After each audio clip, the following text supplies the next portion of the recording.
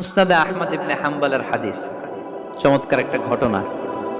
কানগুলো খরগোশের কানের মতো খাড়া করে শুনেন। আল্লাহ রাসূল সাল্লাল্লাহু আলাইহি ওয়াসাল্লাম কোন একটা মজলিসে একজন আনসারী সাহাবীর ব্যাপারে ঘোষণা দিল, বলল, এখন যে সাহাবী এসে বসবে সে সাহাবী জান্নাতি। আনসারী সাহাবী এসে বসলো, সবাই তো অবাক, আমাদের কারো ব্যাপারে বিশ্বনবী এই কথা বলল না, এই আনসারী সাহাবী জান্নাতি। আবার কয়েকদিন পরে আরেকটা মজলিসে বিশ্বনবী আবার ঘোষণা দিলেন, এই মুহূর্তে এমন একজন সাহাবী এসে এইখানে বসবে, এই সাহাবীটা জান্নাতি। সবাই খেয়াল করে দেখলো, আগের মজলিসে যেই লোকটাকে বিশ্বনবী জান্নাতি বলে ঘোষণা দিয়েছে, আজকেও ওই সাহাবী এসে ওই জায়গায় বসেছে। তৃতীয় দিন আবার বিশ্বনবী বললেন, এখন একজন সাহাবী এখানে এসে বসবে, সে জান্নাতি। সবাই খেয়াল করে দেখলো, ওই সাহাবীটাই আবার এসে বসেছে। সবাই অবাক, কি আজীব, কি আছে এই সাহাবীর মধ্যে, যে সাহাবীর ব্যাপারে খুব বিশ্বনবী তিনবার ঘোষণা দিলেন যে সে জান্নাতি। সবচেয়ে বেশি অবাক হয়েছিলেন সাইয়েদনা আব্দুল্লাহ ইবনে আমর ইবনে আস। মনে মনে ভাবলেন, এটা তো চারটেখানে কোনো কথা না, বিশ্বনবীর অ্যানাউন্সমেন্ট।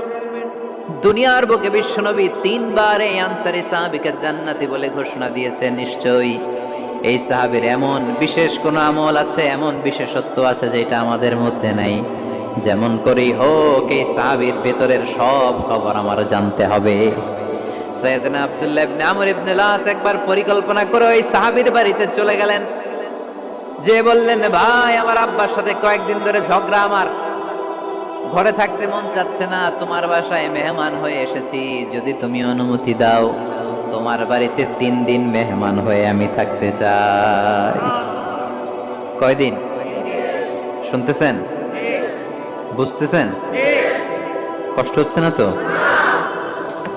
ওই আনসারী সাহাবী বলে, আহলান ওয়া সাহলান, খোশ আমদেদ, এ আমার সৌভাগ্য, আমার মেহমান হয়ে আপনি থাকবেন, আসেন আমার ঘরে থাকেন, এই ঘরে আমি থাকি, আর এই ঘরটা মেহমান হিসেবে আপনারে দিয়ে দিলাম, থাকেন। এবার আব্দুল্লাহ ইবনে আমর ইবনে আস খুব ভালোভাবে ফলো করতে লাগলেন, কখন এই আনসারী সাহাবী কি করে। 1 দিন, 2 দিন, 3 দিন পর্যন্ত ফলো করার পরে সাইয়েদনা আব্দুল্লাহ ইবনে আমর ইবনে আস এমন কোন বিশেষ আমল এই সাহাবীর মধ্যে খুঁজে পায় নাই। 3 দিন গভীরভাবে পর্যবেক্ষণ, অবজারভেশনের পরে বিশেষ কোনো আমল ওনার চোখে পড়ে নাই। এবার 3 দিন পরে তো চলে যাবার পালা, ঠিক কিনা?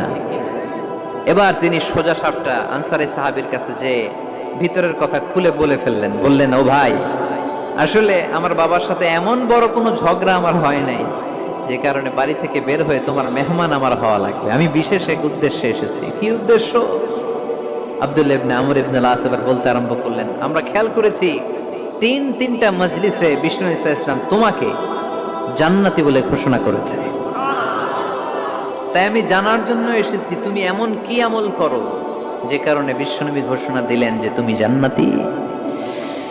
কি এমন বিশেষ আমল আছে তোমার, আমার একটু বলো, আমি ওই আমল করে জান্নাতি হতে চাই। আল্লাহু আকবার। এবার আনসারী সাহাবী মুখ খুললেন, উনি বললেন, ও ভাই আব্দুল্লাহ ইবনে আমর ইবনে আস, এমন কোন বিশেষ আমল আমার নাই, হালাল পন্থায় রুজি করি, ব্যবসা করি, নামাজের সময় নামাজ পড়ি, রাতে এসে ঘুমিয়ে যাই, ফজরের আগ দিয়ে উঠে তাহাজ্জুদ করি, সময় মতো জিকির আজকার করি, কোরআন তেলাওয়াত করি, কিছু দান সদকা করি, সবাই যা করে আমিও তাই করি, স্পেশাল কোনো আমল আমার জীবনে নাই।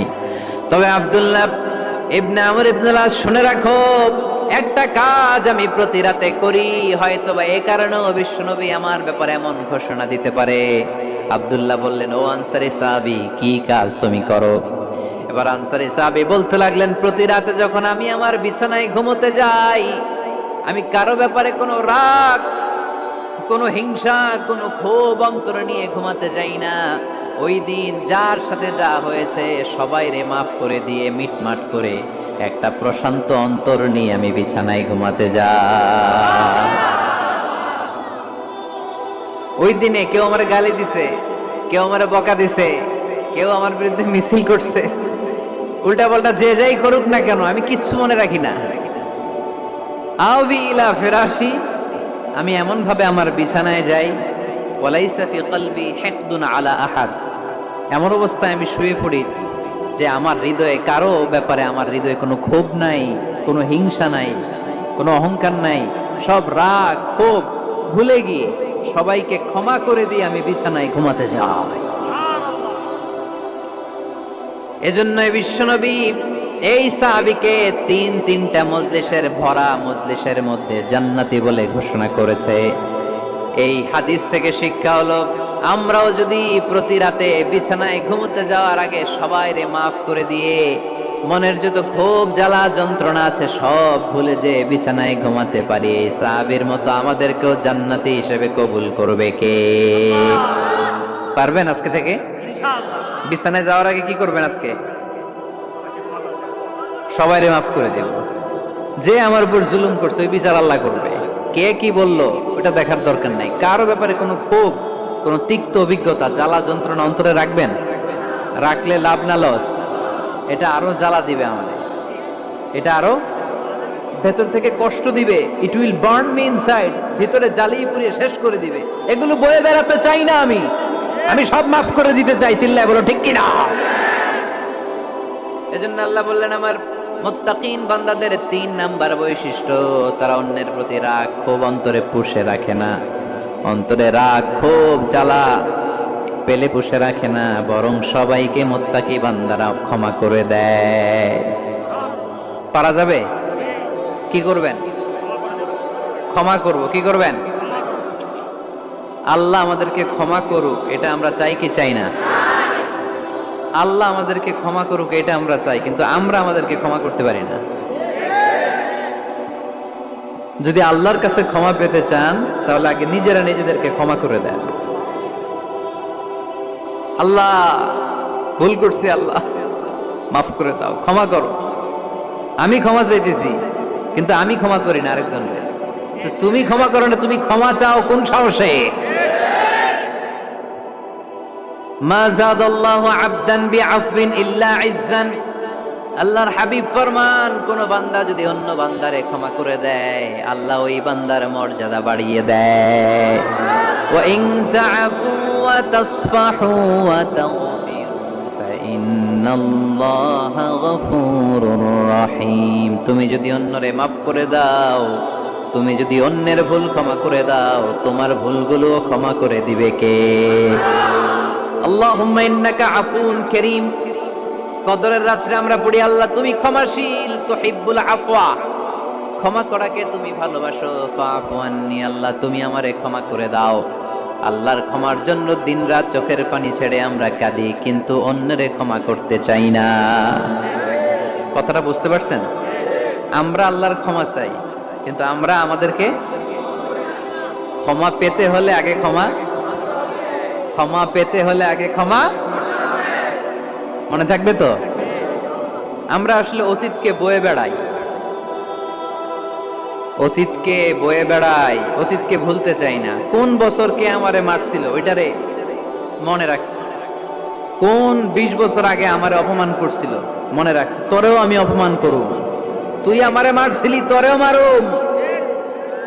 20 মনে রাখিস, দেখাই দিব।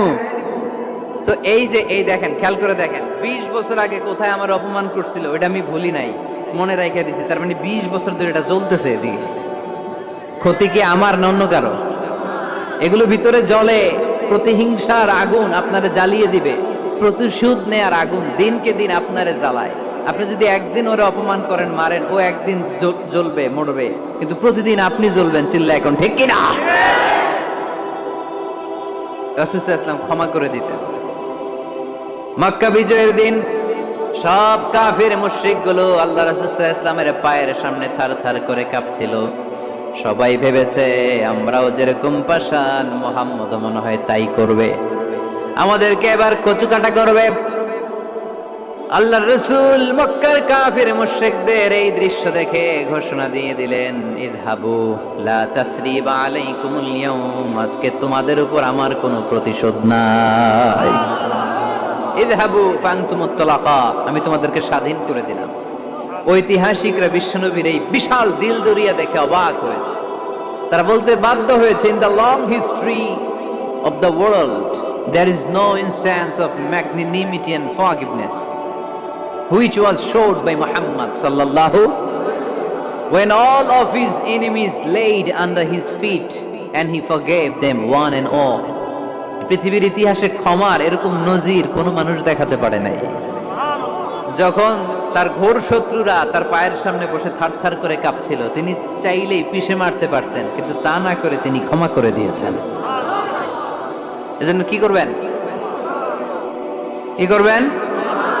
ওয়াল আফিনা আনিন নাস। মুত্তাকি বান্দার 3 নাম্বার বৈশিষ্ট্য, মুত্তাকি বান্দারা ক্ষমা করে দেয়।